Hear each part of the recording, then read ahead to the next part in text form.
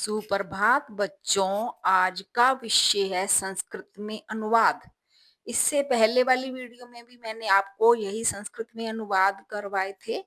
मैं थोड़े थोड़े करके ही आपको बता रही हूँ।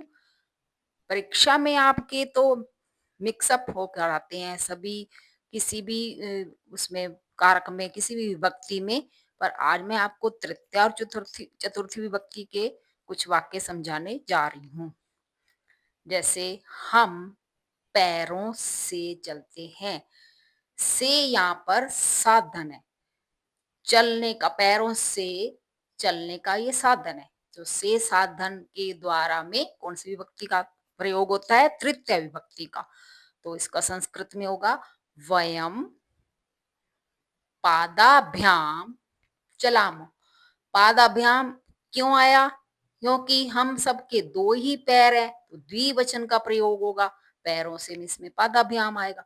अगर हम किसी जानवर के बारे में बात करते हैं, जैसे मान लो हाथी पैरों से चलता है, तो उसके चार पैर होते हैं, तो इसमें आ जाएगा गजो पादयो चलती, इस तरह से।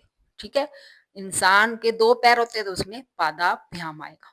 अगर मान लो किसी का एक पैर है, तो पादीन।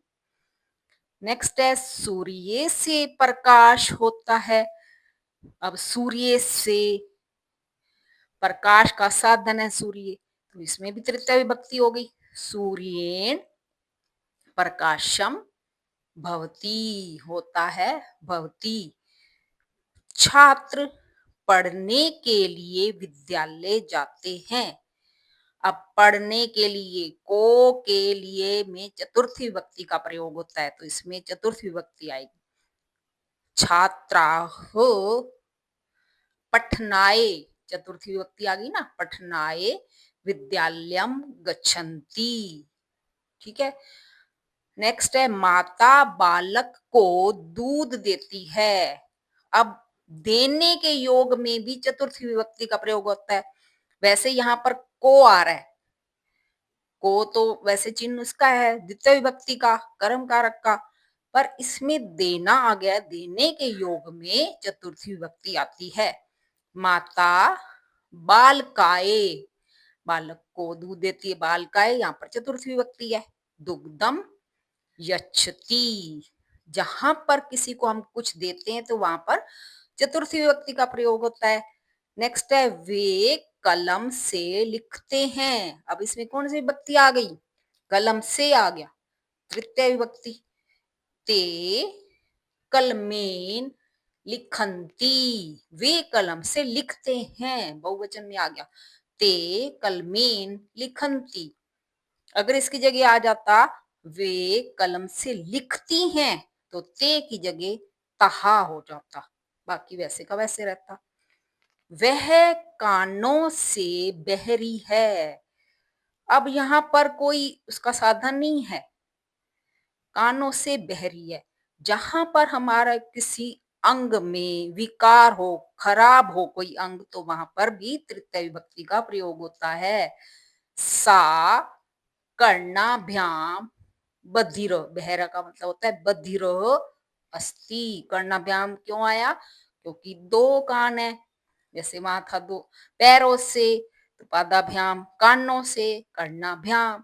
सा कर्णाभ्याम बधिरो अस्ति। बादल जल के लिए होते हैं। यहाँ पर तो स्पष्ट पता लग रहा है कि चतुर्थी विभक्ति है, जल के लिए आ गया। मेघा मेघाः जलाए भवंती, जल के लिए यहाँ पर चतुर्थी आ गई, जलाए। नेक्स्ट है अध्यापिका के लिए नमस्कार। जहां पर नम धातु होती है, वहां पर भी चतुर्थी विभक्ति का प्रयोग होता है। अध्यापिका यई नमः, या ऐसे भी आ सकता है आपको अध्यापिका को नमस्कार, तो तब भी आपने ये लिखना है अध्यापिका यई नमः। अध्यापिका यई यहाँ चतुर्थी विभक्ति है स्त्रीलिंग की। ईश्वर के लिए नमस्कार, ईश्वराय नमः। अब ईश्वर इसमें पुल्लिंग शब्द आ गया, तो इसमें ईश्वराय आ गया, ईश्वराय नमः। सूर्य प्रकाश के लिए होता है। सूर्य प्रकाश के लिए चतुर्थी हो गई, प्रकाशाय भवति। ठीक है। अगर आपको मेरी वीडियो पसंद आई तो ज्यादा से ज्यादा शेयर करें, लाइक करें। धन्यवाद।